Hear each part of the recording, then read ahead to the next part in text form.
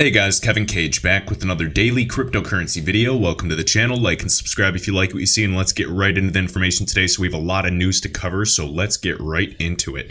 Right here, Bank XRP, Corda coin, a permissionless cryptocurrency on Corda. And again, Corda is the Corda application. It's an open source platform ran by R3. R3 does own a substantial amount of XRP. I'm not quite sure how much. I know there was a lawsuit to get them 5 billion. Let's assume that they only got 20% of that, or just a fraction of that. Even 1 billion XRP is a massive amount. They have a vested interest to see this ecosystem thrive. They've named XRP as one of the first settlement mechanisms on the Corda Settler, which is an application on the Corda platform. And they're basically talking about this, and everybody started sending this around on Twitter, sending it to me saying, oh, is this a threat to XRP? Are they going to use a Corda cryptocurrency? No, guys, this gentleman right here, and his name is Roger Willis. He basically, as we can see right here, is there a chance this could still be XRP? He says, no, it has nothing to do with XRP. And he goes, no worries. Nobody is launching a cryptocurrency. I'm just demonstrating how you would build one using Corda. That's all. Should be an interesting presentation, I hope. Cheers. So good to see that. And again, this is going to be more and more common. People are going to be creating their own digital assets. But again, XRP has years ahead of all of the competition in terms of scalability, the interledger protocol, the XRP ledger. It's not something that you can, technically you can fork it and yeah, you can copy the code. But with all the on-ramps and liquidity and the infrastructure that is built and the APIs that are connecting to that specific set, that is something you cannot easily duplicate. So I want to emphasize that. All right. XRP Research Center, October 9th, 2019, breaking news. Binance has a new announcement. So as we can see, Binance Singapore started offering the XRP and Singaporean dollar trading pairs to its users. This new XRP integration could be the plumbing for the future opening of a new on-demand liquidity corridor. And we already know that obviously the Singaporean dollar is in large demand for remittance, and they have a lot less hectic regulation and are a lot more cooperative, especially with Ripple. So it wouldn't be a surprise there. So again, new listing, additional liquidity. And I know all of you are going to comment and say, blah, blah, blah. Price is still 25 cents, 27 cents, 30 cents, big deal. Well, then you guys just have short-term vision, and I don't think you should invest, period. If you're upset by prices, even if you have a big bag, you're not entitled to be upset. This is lucky. We are literally just riding the wave. The market owes you nothing. I just want to emphasize that. All right, so this is some big news, guys. I know that you've heard about Finastra, and yes, that's how you pronounce it.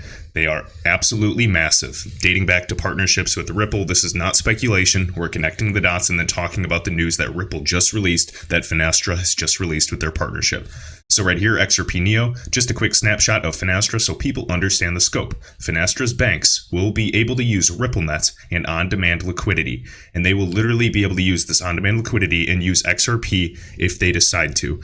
Now, the tricky part obviously is laying infrastructure, getting regulatory certainty, but after that, the on-ramp and just setting everything up should be relatively simple. However, to ensure that XRapid utilizing XRP has the most cost savings associated to it, they have to build the volume up over time and ensure that there's enough liquidity on the market so that XRapid using XRP actually offers more cost savings than just merely using XCurrent. That is why all of the current clients primarily are utilizing XCurrent, and a lot of you are saying, oh, well, XRP is nothing without Ripple. No, it's the exact opposite. Ripple, the company, is nothing without XRP. XRP and ILP are the secret sauce of this company. This is what's going to leverage them, and I believe that. We know that they're a multi-billion-dollar company. XRP is really what's going to drive this price up for them.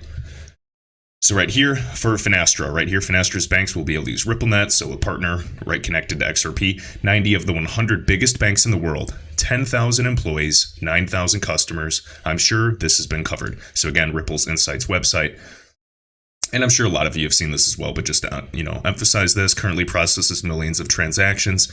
We want millions and millions upon transactions. We want overlap on the network, and then that would drive the price up in the order books. When there is overlap, if there's overlap, there cannot be a net zero effect. 90 of the world's top 100 banks. All right, we get the gist. And let's go to the next one. King Solomon, XRP underscore owl, another great researcher here. Ripple reaffirms Finastra partnership. Bigger than MoneyGram. Yes, this is bigger than anything this year. Absolutely. And I know people are talking about it and are excited, but I don't think people really understand the scope of what this means, especially in regards to the 5 to 6 trillion, really, with inflation, regarding the foreign exchange market. We already know XRP is literally the best suited bridge asset, period. It has never made an error in a transaction compared to Bitcoin, Ethereum. There's no double spending issue. It's faster, more scalable. Scalability is key. Like, that's what we're going to learn over time. Right now, it's not a big issue. Right now, it's really just developing on-ramps and necessary liquidity. So XRP actually provides the cost savings that everyone brags about. But again, it's a marathon, not a sprint. And some of you don't want to hear that as a short-term investor, but that's the truth. All right, let me just go into this article really quick. So basically, Ripple set to bring blockchain technology to Finastra's banking customers. If you guys want to listen to this, Finastra also speaks highly of them as well. So senior VP of FMS at Finastra went on to add, Finastra's collaboration with Ripple is another strong example of Finastra's belief that the future of finance is open. Open source, level playing field, and it demonstrates our commitment to bringing the latest innovations and choice to our customers. Collaborating with a company like Ripple that harnesses innovative blockchain technology to provide fast and reliable cross-border payments is particularly beneficial for our customers in geographies where cost of correspondent banking is high. This is not just some made-up use case. This is a serious problem that is getting solved today. It's not happening overnight, and people will say, oh, it's always tomorrow, it's always tomorrow. Well, guys, that's part of investing.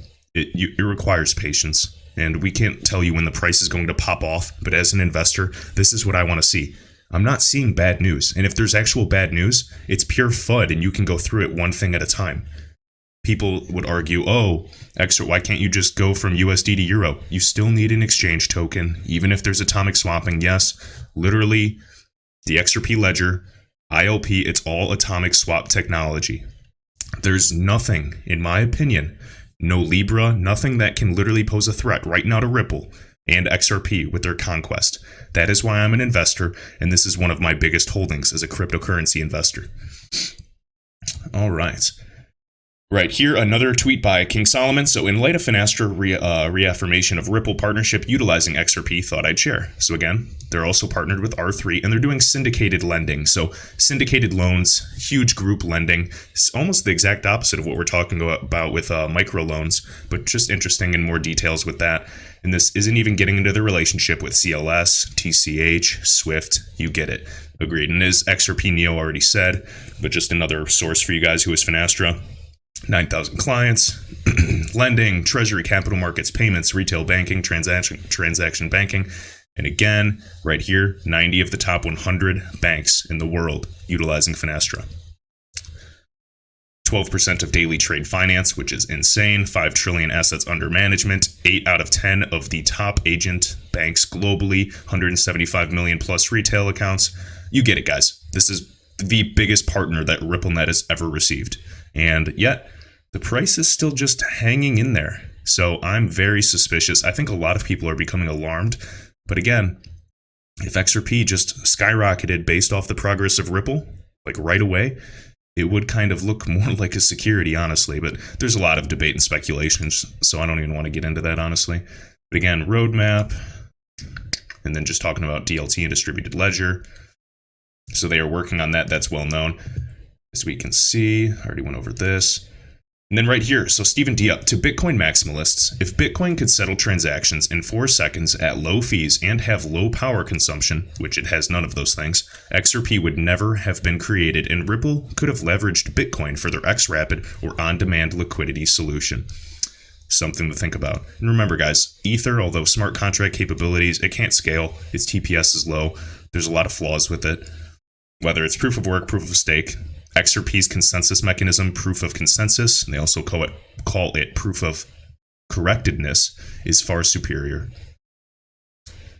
All right, CryptoPenny CO. So this is cool. This is an older tweet from Rachel Lee. I just want to go over this briefly. So this was back in September of 2018. A few months back, we had a look at Ripple's early partnership and found a pattern which led us to believe that Ripple was strategically targeting specific corridors which aligned with $5 trillion a day, the foreign exchange market. And again, that's huge transaction volume. Let's assume we even just get 1% of that. That's unbelievable. Now right here, let's dive back in. And so I'm going to read some of this on my phone because I have it in front of me just so you guys can see. So the highlighted basically says, PayPlus for CLS provides banks with a complete set of integrated settlement services for foreign exchange transactions, derivative settlement, internal netting, and non-CLS currencies. PayPlus for CLS captures and processes foreign exchange transaction messages according to CLS rules and operating procedures, then distributes them all to relevant CLS settlement counterparties. It provides banks with the capability to monitor their CLS activities daily. I'm getting a phone call.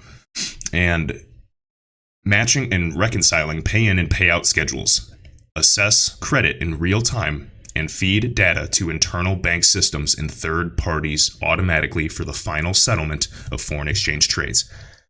We can go on here, right here. So Finastra CLS product is called PayPlus for CLS, and it's the market-leading solution for CLS settlement members, having now been chosen over by 25 banks all across the continent, including Bank of America, Bank of China, Bank of New York, Citibank, National Australian Bank. Now, it does not mean they're all using XRP. I just want to emphasize that. But they're all looking at DLT. They're all looking at helping with payment flows between the foreign exchange market. They're looking for a bridge asset. And honestly, it's just all pointing to XRP eventually. And again, especially when we were speculating this even last year, and now it's announced as a partnership. I know that Darren Moore was onto this, and some other researchers, like Fame Moore on Twitter. They've seen this back in like 2017, guys. And you're all calling us crazy. You're calling me crazy for putting up these speculative videos. And it's going to be so funny years down the road when all of this comes to fruition. All right. And then right here, Matthew Linney, just again, Finastra R3 and 7 leading banks to create distributed ledger technology. And as we can see here, let me see here. I guess I don't really need to go into this per se, but I was reading this earlier. But basically, here's a few banks you might recognize: BNY Mellon, HSBC, ING, all RippleNet partners. Interesting. And again, talking about syndicated loans as well, we've just covered. Just wanted to show you another source right from Finastra.com. And again, partnered with R3, not just Ripple. They're all connected, and they're all exploring whether it's the Corda application and utilizing XRP on the trade finance platform, or they decide to strictly use Ripple for the cross-border payments. I think they're going to be doing both of those things. Ripple for remittance and those tricky corridors to help provide value in hard-to-reach geographical locations, and then R3 specifically for anything related to trade finance and syndicated lending. That's where it's going. And then Yoshitaka Katao, again, he's very proud about kind of merging Ripple and R3 and making them work together, just sharing another, article as well. And then on Ripple's website, they'll also have the option to use ODL, which leverages the digital asset XRP for cross-border payments. And yes, this is in regard to Finastra. I know I've shown you like 50 sources, but you guys, there's been a lot of like random haters. So I'm just trying to show you, yes, I do my research. Yes, I research the research before showing it. And this time I just want to demonstrate. All right, and then Matthew Linney. Now, this might not be super relevant, but I just wanted to show you. Seattle Bank partners with Finastra, RippleNet partner, of course, to improve banking operations. So again, it's all about just creating operational efficiency. I'm not saying XRP, but I'm showing developments with DLT, and again, showing that Finastra is working and has a wide array of partners all over the globe. Right here, the core banking system will be integrated with additional Finastra solutions, including, Mortgage Bot, future card payments, analytics, processing, all kinds of things. So again, just wanted to show you that. And then lastly, what I wanted to cover was I was talking or kind of reading on Twitter about the new XRP-backed stablecoins. And Jungle Inc. actually made a great point. He was answering Michael Zischek's question.